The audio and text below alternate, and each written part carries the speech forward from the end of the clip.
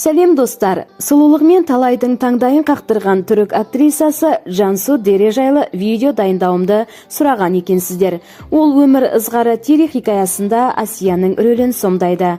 Олай болса, бүгін назарларыңызға Түркияның ең танымал актрисасы, әрі жоғарғы ақы алатын модель Жансу Дере туралы толық ақпаратты ұсынамын. Сондықтан видеоны соңына дейін көріңіз. Ал егер каналға жазылмаған болсаңыз, қызыл батырманы бір шертіп, қоңырауды түртіп, лайк баса салыңыз. Тегін ғой. Ал кеттік ендеше. Жансу Дере талантты актриса ғана емес, түрік әйелдерінің жеке еркіндігінің үлгісі, өз еліндегі осы кәсіптің ең стильді өкілдерінің бірі.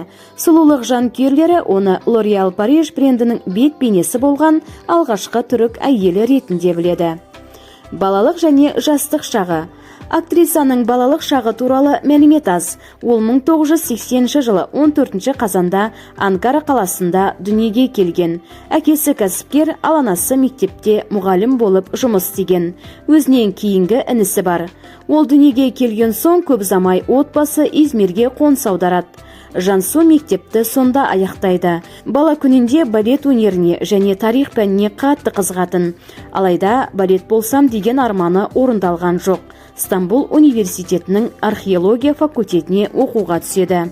Университет қабырғасында алғаш рет студент Жансудың мінсіз келбеті мен сымбаты көзге түседі. Бойы 180 сантиметр, ал салмағы 55 келі болатын ол көптің назарын өзіне аудартпай қоймайды. Сөйтіп сұлулық байқауында университет аруы атағын жеңіп алады. Іле-шала Түркия аруы гүзеллік ярышмашы сайысында да үздік үштікке ілініп, модельдік агенттікке шақырту алады. Көп ұзамай оның фотосуреттері жылтыр журналдардың басқа беттеріне шығады.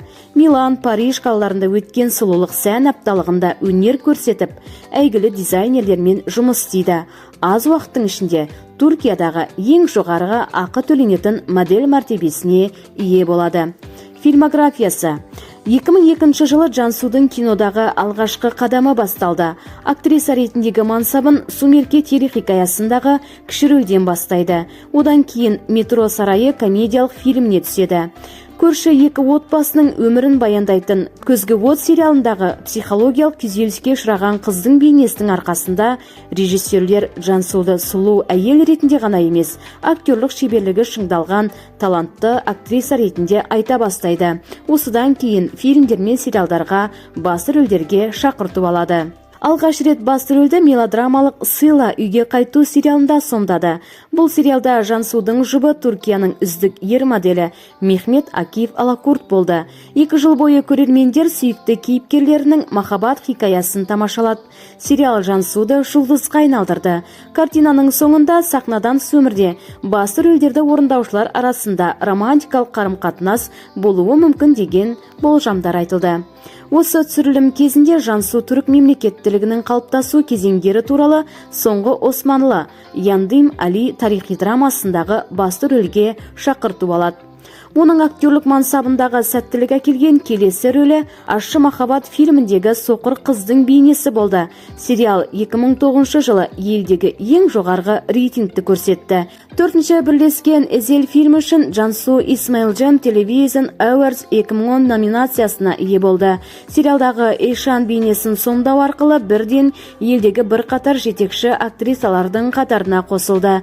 Сонымен бірге Алтын қыздар сериалы Бекзатшы жүрегіңді жұлып алдым криминалдық боевикінің режиссерлерінен де ұсыныстар түсті. Жансу әлемге әйгілі керемет ғасыр телехикаясының 3-ші маусымында Сүлеймен Сұлтанның сүйіктісі Хүрем Сұлтанның қарсыласы Фирузенің рөлін сомдаған. Көрермендер оның кейіпкерін бірден қабылдамады. Бірақ актриса жанкүйерлердің теріс көзқарасын өзгерте алды. Оның ойыны туралы оң пікірлерге қол жеткізді. Жансудың ең жақын досы Сельма Ергеч те бұл фильмде Хатидже Сұлтанның рөлін сомдаған.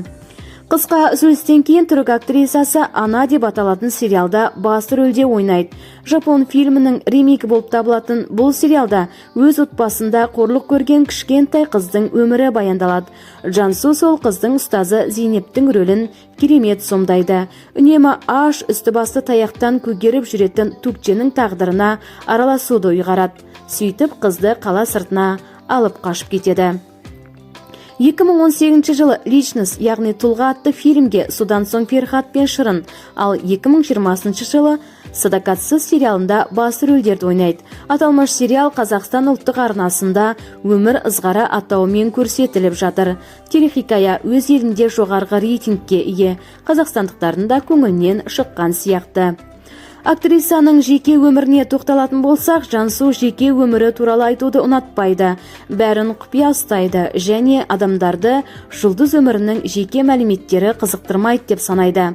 Сонда да журналистер актрисаның жеке өмірі туралы көп жазады. 6 жыл бойы актриса әріптесі Джем Илмазбен қарым-қатынаста болды. Жансу мен Джем Илмаздың арасы 7 жыл. Алайда бұл алшақтық олардың қарым-қатынасына кедергі болған жоқ, және олар отбасын құрады деп үміттенген. Бірақ актер ара қатынасты бірінші болып үзеді. Онымен қоймай, Илмаз кейінірек өзінің бұрынғы сүйіктісінің досына үйленеді.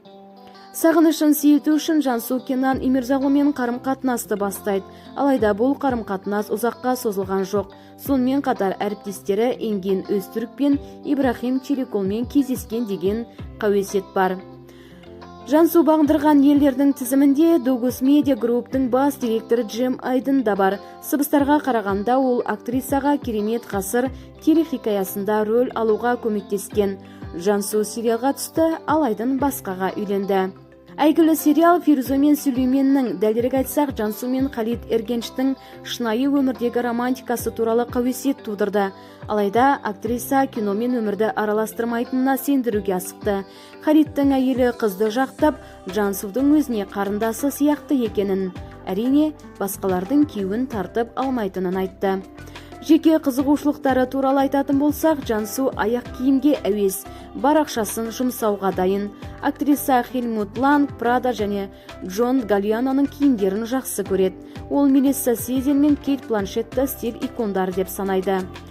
Бала кезінен кітап оқуды жақсы көреді. Өмірін музыкасыз және саяхатсыз елестете алмайды. 2 миллионнан астам жазылушысы бар Instagram желісінде Жансу әлемнің түкпір-түкпірінде кәсіби деңгейде түсірілген фотосуреттерін жүктейді.